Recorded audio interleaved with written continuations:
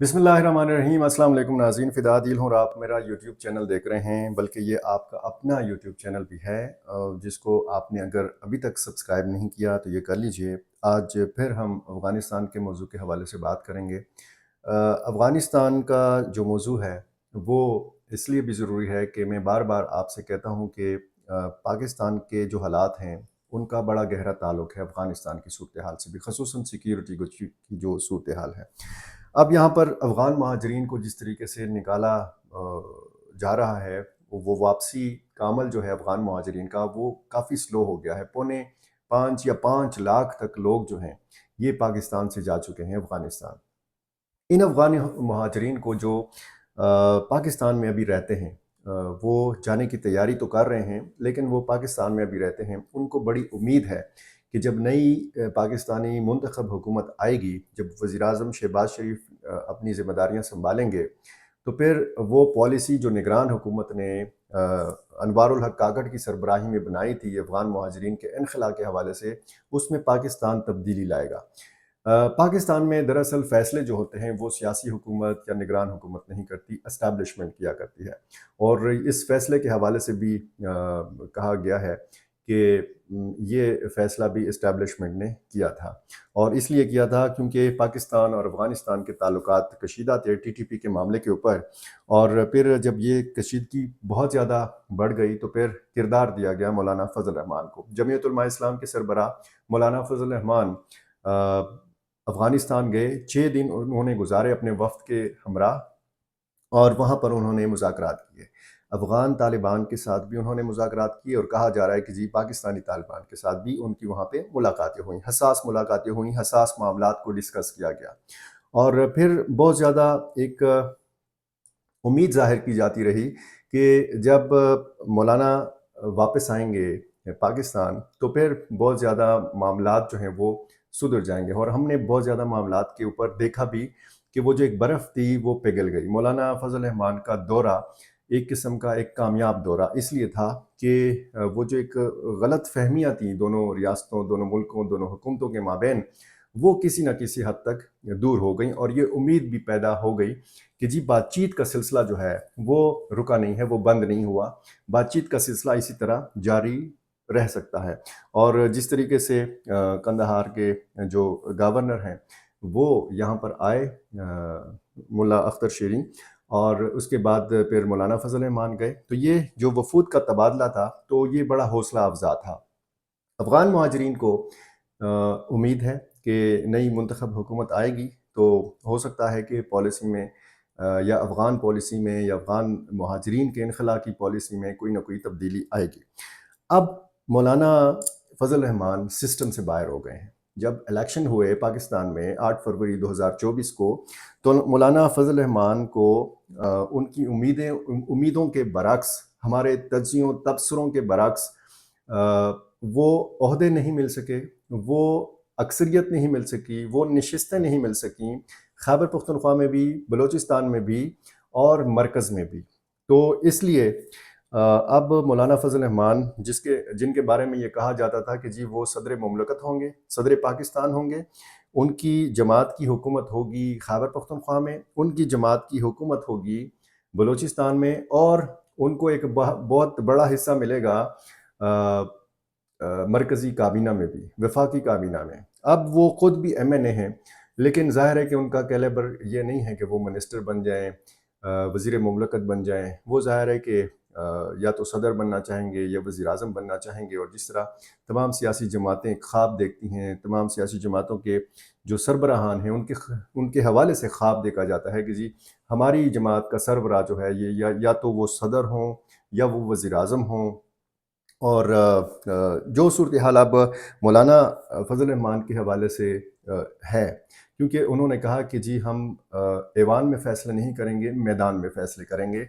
अब मैदान उन्होंने बाकायदा तौर पर गरमा लिया है। जिस तरीके से कादियानियों के हवाले से एक फ़ैसला सुप्रीम कोर्ट ने सुनाया, उसके बाद फिर मौलाना ने बाकायदा एहतजाजी सियासत का आगाज़ कर दिया है।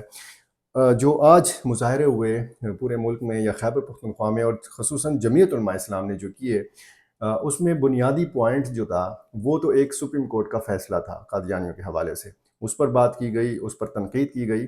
اور اسی طرح دوسرا جو اہم پوائنٹ تھا وہ مبینہ دھاندلی کا تھا کہ جی انتخابات میں مینڈیٹ چوری کیا گیا ہے۔ مولانا فضل الرحمان نے واضح اعلان کیا تھا کہ وہ اپوزیشن میں بیٹھیں گے، وہ حکومت کا حصہ نہیں ہوں گے، اور انہوں نے اپنی کچھ تقاریر میں اسٹیبلشمنٹ پر بہت سخت الفاظ میں تنقید کی۔ انہوں نے کہا کہ جی کوئی سیاسی حکومت نہیں چلے گی، پس دیوار جو اسٹیبلشمنٹ ہوگی وہی حکومت چلائے گی۔ اب یہاں سے سلسلہ دوبارہ خراب ہوتا ہوا نظر آ رہا ہے۔ کیسے؟ جو افغان طالبان ہیں، جو افغانستان کے اوپر اس وقت برسر اقتدار ہیں، ان میں بھی بہت زیادہ مایوسی پائی جاتی ہے کہ مولانا فضل الرحمان جو ایک ذریعہ تھے وہ اب سسٹم سے باہر ہو گئے ہیں۔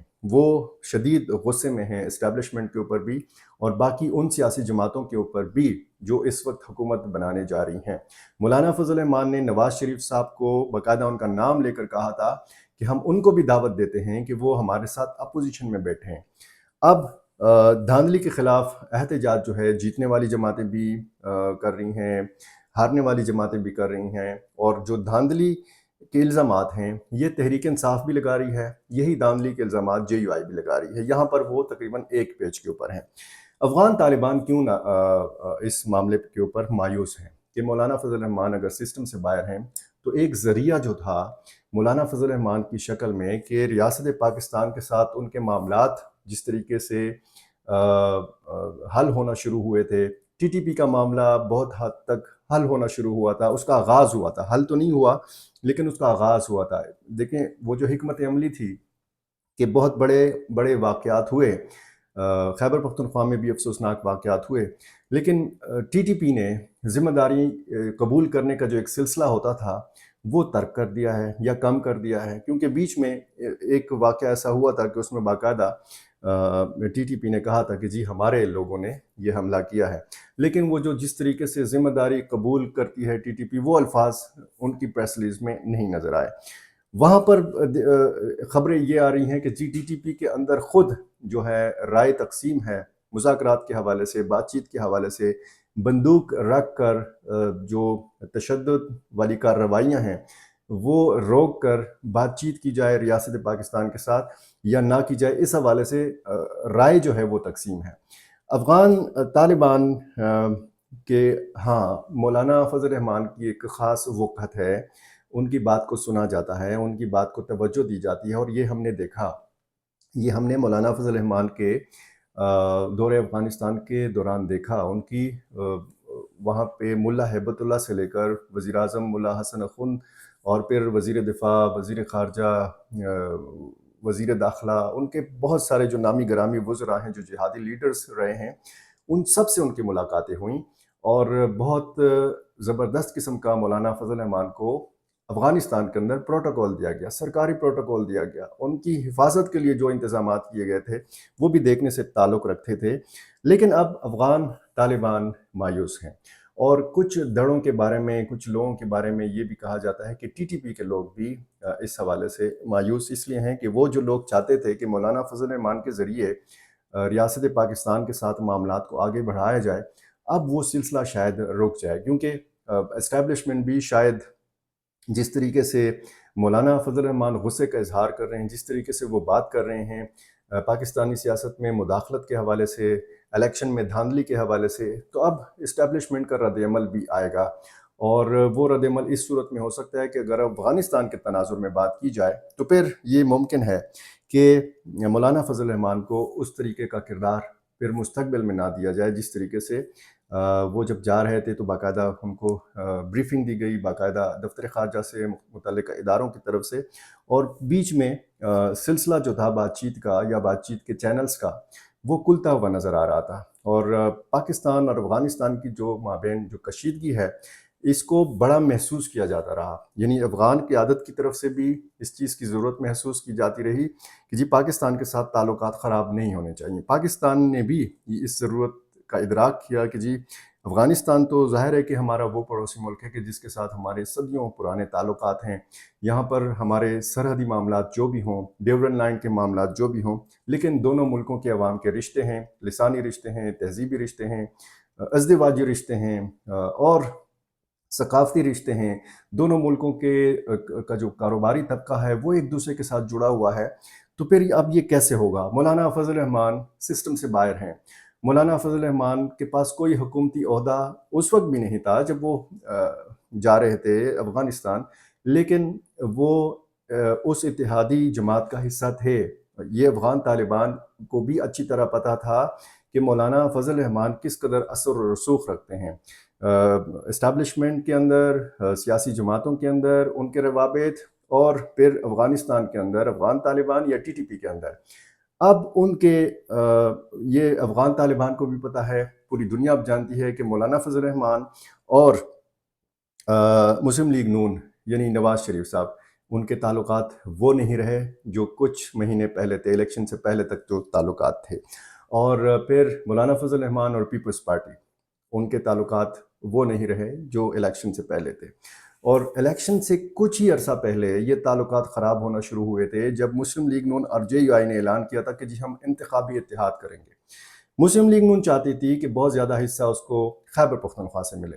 JUI چاہتی تھی کہ بہت زیادہ حصہ مذاکرات کے نتیجے میں یا سیٹ ایڈجسٹمنٹ کے حوالے سے اگر دیکھا جائے تو پنجاب سے JUI کو دیا جائے. یعنی مسلم لیگ نون کی سیٹیں جو ہیں یا جو ان کے وہاں پہ الیکٹیبلز ہیں وہ سپورٹ کریں JUI کے امیدواروں کو. اور اسی طرح جو تبصرے یا تجزیے تھے وہ یہی تھے کہ جی JUI ہو سکتا ہے کہ اکثریتی جماعت بن کر ابھرے، نہیں ہو سکا. اب مولانا فضل الرحمان کا نہ مرکز میں کردار، نہ بلوچستان میں کردار، نہ خیبر پختونخوا میں کردار، اور ایک عہدہ رہتا ہے گورنر کا.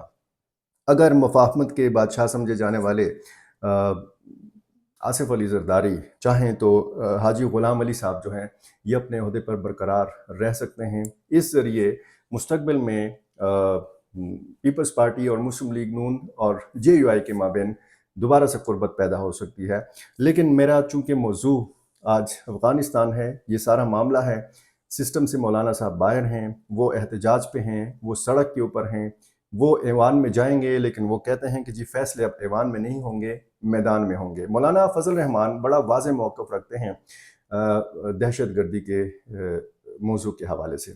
وہ خودکش حملوں کے حوالے سے بڑا واضح موقف رکھتے ہیں. وہ کہتے ہیں کہ ہم اگر مذہبی جو طبقات ہیں، یعنی جو دینی یا مذہبی جماعتیں ہیں، وہ اگر پارلیمان کے اندر رہتی ہیں تو پھر کوئی مسلح جدوجہد کی ضرورت نہیں ہے، کیونکہ وہاں پر پارلیمان کے اندر قانونی اور آئینی طریقے سے غیر اسلامی اقدامات کو روکا جا سکتا ہے.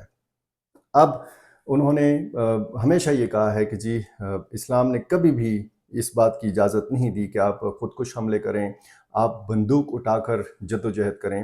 ایک سیاسی جدوجہد، جمہوری جدوجہد پر جمعیت علماء اسلام یقین رکھتی ہے اور اسی جدوجہد کو آگے لے کر وہ بڑھے.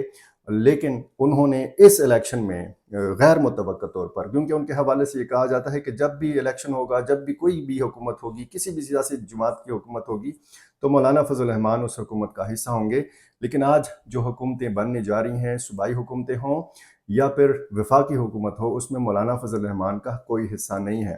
تو یہ مایوسی ہے، دو طرفہ مایوسی ہے. افغان عوام کے اندر بھی مایوسی ہے، پاکستانی ان عوام کے اندر بھی مایوسی ہے کہ جن کو لگتا تھا کہ مولانا فضل الرحمان پاک افغان کشیدگی کے خاتمے میں اپنا کوئی کردار ادا کر سکتے ہیں. یہ میں نہیں کہہ رہا، یہ وہ لوگوں سے میری جو بات ہوتی ہے اور افغان ذرائع سے جو میری بات ہوتی ہے، جو افغان مبصرین کی میں سنتا ہوں، اور ان سارے حوالوں سے جب میں معلومات اکٹھی کرتا ہوں تو اس حوالے سے پھر مجھے بتایا جاتا ہے کہ جی مولانا فضل الرحمان کے دورے افغانستان سے بڑی امیدیں وابستہ کی گئی تھیں. اب اس کے بعد کیا ہوگا؟ یہ ایک بہت بڑا سوالیہ نشان ہے. مولانا فضل الرحمان کا اگر سیاست میں کردار ہے، مسلمہ کردار ہے، اس کو تسلیم کیا جاتا ہے، ان کو ایک مدلل گفتگو کرنے والا سیاستدان سمجھا جاتا ہے، ان کو نباز سمجھا جاتا ہے، اور سیکیورٹی کے جو حالات ہیں وہ ظاہر ہے کہ ایک بہت بڑا چیلنج ہے بلوچستان کی حکومت کے لیے بھی، خیبر پختونخوا کی حکومت کے لیے بھی، پنجاب کے لیے بھی، سندھ کے لیے بھی، اور خاص کر وفاقی حکومت کے لیے بھی. اور ہماری جو اسٹیبلشمنٹ ہے، ہمارے جو سیکیورٹی ادارے ہیں، ان سب کے لیے بھی ایک چیلنج ہے. یہ ایک چیلنج دوبارہ سے کس طریقے سے سر اٹھائے گا خدا نخواستہ، اور پھر اس کو ٹیکل کس طرح کیا جائے گا، اس سے نمٹا کیسے جائے گا، یہ آنے والی حکومتوں کی ذمہ داری ہے، ان کے سوچنے کی بات ہے، ان کے لیے ایک بہت بڑا چیلنج ہے. مولانا فضل الرحمان آنے والے دنوں میں کیا کریں گے، ہماری بھی ان سارے معاملات پر نظر رہے گی، اور جو بھی نئی ڈیولپمنٹ ہوگی ہم آپ کے سامنے رکھیں گے۔ بہت شکریہ۔